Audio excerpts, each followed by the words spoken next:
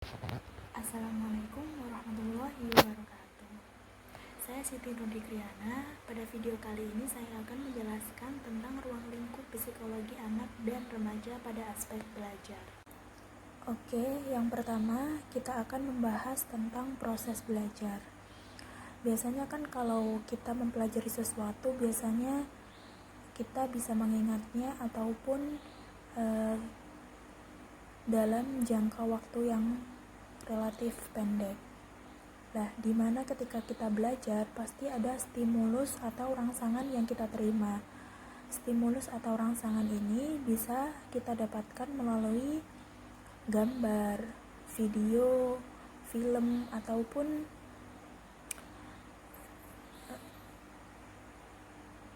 musik-musik dan sebagainya. Lah, dari stimulus ini akan dilihat atau didengar atau dirasakan oleh indera-indera kita, seperti indera penglihatan, pendengaran, dan sebagainya. Lah, ketika sudah diterima oleh indera kita, kemudian akan disampaikan ke otak. Lah, ketika kita melihat itu ada bagian otak yang bertanggung jawab dalam penglihatan, yaitu lobus bagian belakang atau lobus oksipital. Kemudian ada juga yang membantu proses sensori seperti bahasa, yaitu lobus pariental, dan juga ada yang berperan dalam pendengaran, yaitu lobus temporal. Lah, dimana stimulus-stimulus yang kita dapatkan tadi yang sudah diterima oleh indera kita itu akan diproses melalui otak-otak ini. Lah, mengapa kok kita bisa mempersepsikan maupun berprinsip maupun menilai apa yang kita lihat maupun yang kita dengar dan kita rasakan, yaitu karena di dalam otak kita ada lobus frontal. Jadi di mana di sini itu lobus bagian otak ini itu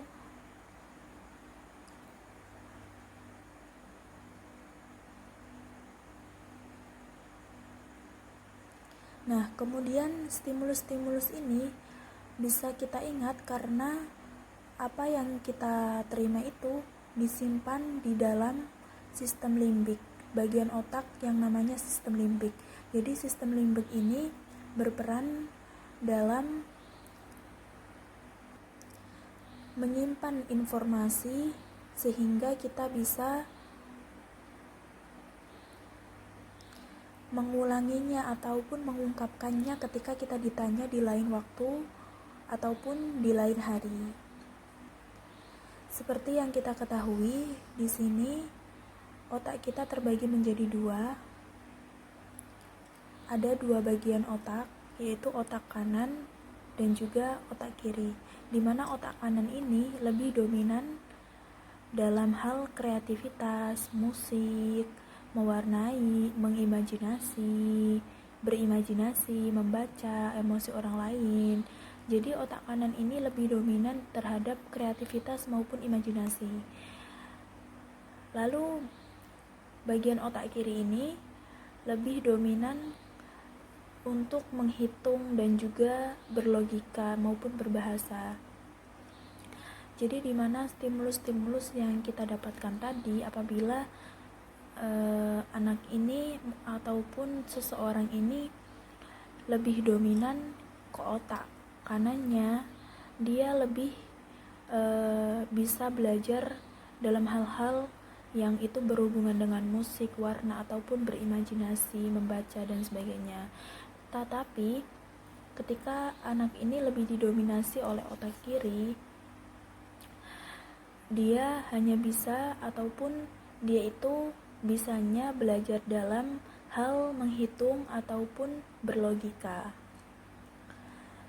Jadi pada kali ini yang akan dibahas adalah aspek belajar pada anak-anak ini. Gaya belajar anak-anak itu terbagi menjadi 5. Yang pertama visual. Visual ini gaya belajar yang dilakukan dengan penglihatan. Jadi anak-anak ini dengan melihat saja dia sudah paham, dia sudah bisa. Kemudian auditori, yaitu pendengaran. Jadi anak-anak ini lebih didominasi dengan belajar dengan musik ataupun lagu-lagu, hal-hal yang ia dengar. Dia lebih suka dibacakan daripada membaca dan sebagainya. Kemudian kinestetik atau gerak. Jadi anak-anak ini lebih didominasi dengan belajar dan disertai oleh gerak.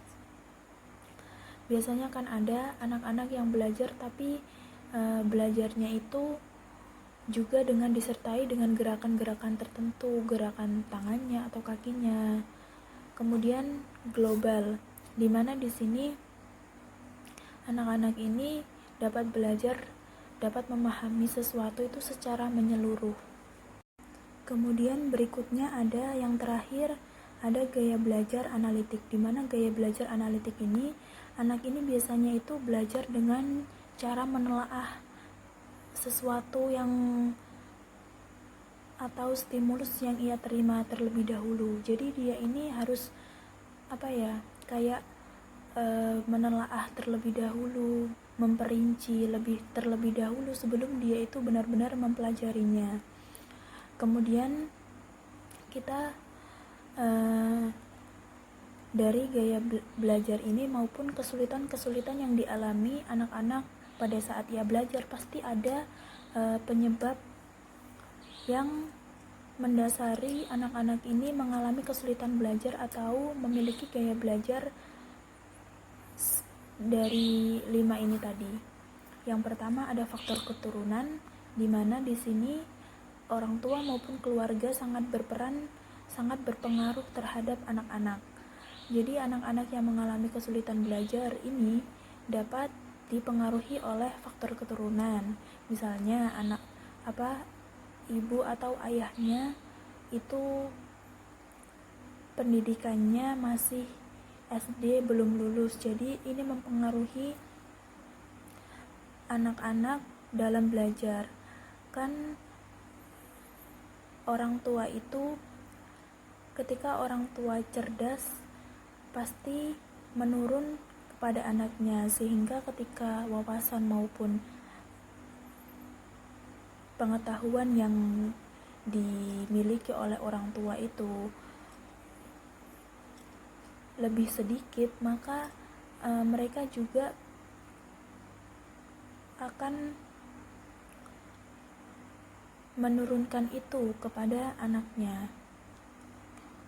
Yang kedua ada gangguan fungsi otak, di mana gangguan fungsi otak ini bisa terjadi pada saat anak itu memiliki pengalaman jatuh, sehingga ada beberapa bagian otak yang mengalami kecacatan ataupun kerusakan, sehingga membuat anak ini itu sulit untuk menerima pelajaran. Kemudian pengorganisasian dalam berpikir, seperti gaya belajar analitik tadi, di mana anak-anak ini kesulitan untuk mengorganisir, harus belajar terlebih mana, harus belajar yang mana dahulu, harus menyelesaikan soal yang mana dulu, harus membaca yang mana dulu. Jadi anak-anak ini kesulitan dalam pengorganisasian berpikir. Kemudian kekurangan gizi, dimana di sini tumbuh kembang anak itu sangat dipengaruhi juga oleh asupan-asupan makanan yang diterimanya, yang dikonsumsinya, sehingga ketika gizinya kurang seimbang maka akan mempengaruhi pertumbuhan dan perkembangan anak. Kemudian faktor lingkungan. Faktor lingkungan ini juga berperan besar terhadap kesulitan belajar yang dialami oleh anak.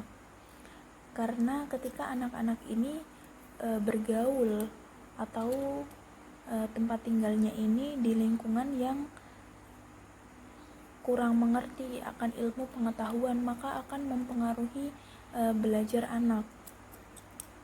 Lah, dari penyebab-penyebab timbulnya masalah kesulitan belajar yang dialami oleh anak, kita bisa membantu mereka untuk mengatasi kesulitan-kesulitan belajar. Lah, untuk mengatasi dan untuk membantu kesulitan belajar anak ini, kita harus memahami gaya belajar anak. Jadi kita harus memperhatikan bagaimana anak-anak ini bisa lebih mudah untuk memahami sebuah pelajaran. Misalkan anak-anak ini lebih ke gaya belajar visual, auditori, kinestetik, global, analitik. Kita harus memahami anak-anak ini gaya belajarnya seperti apa, sehingga kita bisa menerapkan pembelajaran yang lebih efisien dan efektif. Yang pertama, cara membantunya yaitu memberikan perintah yang terperinci. Misalkan kita menyuruh anak ini untuk mencoba mengancing bajunya, kita harus memberikan perintah itu secara detail, secara terperinci. Jadi mengancing baju itu, misalkan mengancing baju itu harus dimulai dari atas dulu atau boleh dari bawah dulu, agar tidak kesulitan boleh dari atas supaya tidak salah mengancing baju, begitu. Kemudian yang kedua, gunakan semua indera pada saat mengajar. Jadi ketika kita mengajari anak-anak ini, kita harus memaksimalkan semua indera kita itu ikut berpartisipasi.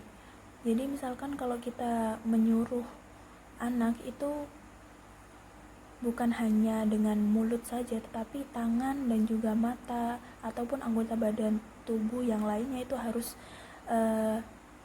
sinkron, harus mengikuti juga.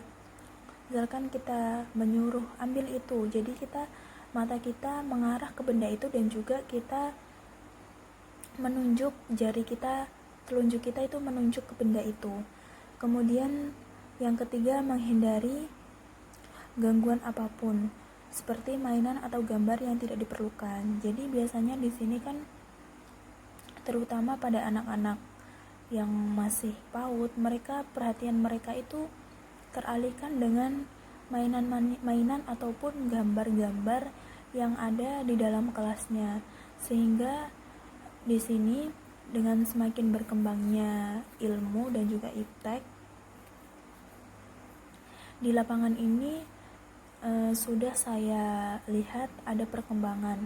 Jadi di mana kelas ini dan juga tempat bermain itu dipisahkan, sehingga ketika mengajar itu anak-anak tidak terkecoh ataupun tidak terganggu dengan mainan-mainan ataupun gambar yang tidak diperlukan saat guru-guru itu menjelaskan. Jadi apapun, ketika kita mengajar di kelas ataupun di rumah dan sebagainya, kita harus menghindari hal-hal yang membuat konsentrasi itu terganggu. Kemudian yang keempat, sampaikan pelajaran dengan contoh yang konkret. Jadi di sini ketika kita menyampaikan sesuatu, kita itu harus menjelaskannya secara detail dengan yang konkret, seperti perintah ini tadi. Kita harus menjelaskannya secara detail, secara terperinci. Kemudian yang terakhir, memperhatikan anak dengan melakukan kontak fisik. Jadi ketika kita memberi stimulus kepada anak untuk dipahami, kita harus melakukan kontak fisik. Seperti kita kalau mengajari anak menulis, kita juga harus memegang tangannya untuk melakukan gerakan-gerakan untuk menulis, sehingga anak-anak ini lebih mudah untuk mengikuti apa yang kita contohkan. Karena kan anak-anak ini kan sifatnya itu lebih ke meniru, sehingga ketika kita juga melakukan kontak fisik, anak-anak ini lebih merasa diperhatikan dan juga lebih bisa memahami. Karena dengan kita mencontohkan pasti anak-anak. Kemudian selanjutnya pada remaja. Tadi kan sudah pada anak-anak, sekarang pada remaja. Pada remaja ini juga ada beberapa gaya belajar visual, auditori, dan juga kinestetik. Dimana ketika remaja ini mempunyai gaya belajar visual, biasanya mereka ini belajarnya itu dengan berdasarkan apa yang mereka lihat. Jadi di sini lebih melibatkan indera penglihatan.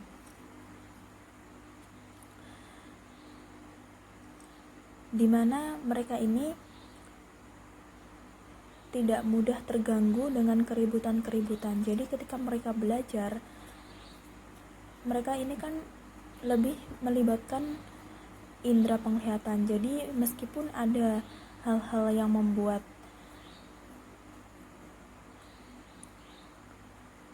hal-hal kebisingan itu tidak masalah bagi mereka. Dan juga di sini mereka itu berbicaranya itu lebih cepat.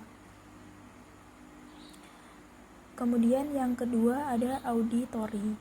Di mana auditori ini mereka ini gaya belajarnya itu melalui pendengaran. Jadi apa yang mereka dengar itu lebih mudah mereka ingat. Jadi biasanya auditori ini tidak suka membaca ya, lebih suka mendengarkan ataupun dibacakan. Kemudian mudah terganggu dengan keributan karena mereka ini gaya belajarnya auditori atau melibatkan indera pendengaran. Jadi mereka ini ketika ada suara-suara bising, mereka itu mudah terganggu. Kemudian mereka lebih sering berbicara sendiri karena ketika mereka berbicara sendiri ini, mereka itu lebih mudah untuk belajar karena mereka bisa mendengarkan suara mereka sendiri.